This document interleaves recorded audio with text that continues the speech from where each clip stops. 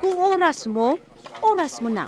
Ayon kay Kapitan Lito Mansamo, matapos tila tumalbog lang sa kanyang katawan ang mga bala na tumama, habang ang misis nito'y kalos lamang ang tinamo.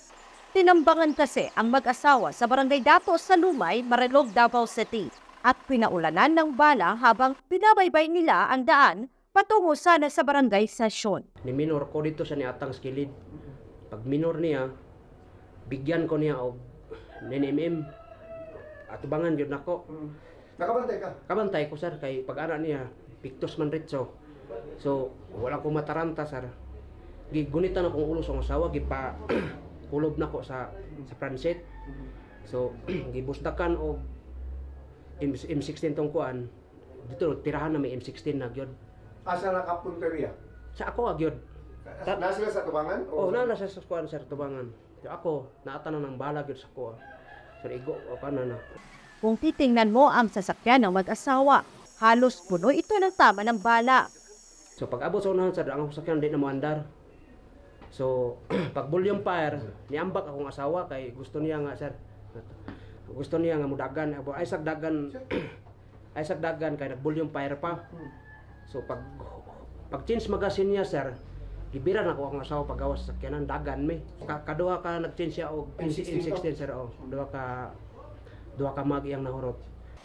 Ininarawan pa ni Kapitan ang mga humarang sa kanila na umano'y naka-full battle gear.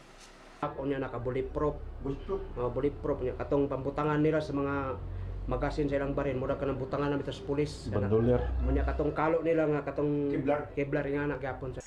Ang itinagtataka ng mga nakabalita, hindi tumago sa katawan ni Kapitan Lito ang mga bala matapos siyang tamaan ng 2 beses sa balikat at sa paa. Habang ang misis nito'y maliit lamang ang galos na tinamo sa tuhod. Nagakuan man ko takilid man ko dagan sir kaya akong asawa lang akong depinsaan niya. Dili pod na ko So isampungan ni may mga asawa. Sampungan ako asawa.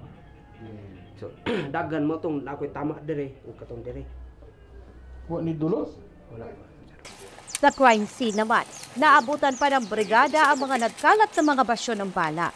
Dagdag ng opisyal na wala siyang natanggap na banta sa kanyang buhay at wala umano siyang nakaaway o atraso. Istoryahon ta nga sayop ng imong gibuhat. Dili kay mamaril mo diretso. Pareha baya ta na atay mga pamilya. Ilan naman sa mga residente ang naniniwala may tinatagong anting-anting si Kapitan Lito. Ngunit ayon sa kanya, Ay, wala imposible sa Ginoo sir, og dili pa ginato oras.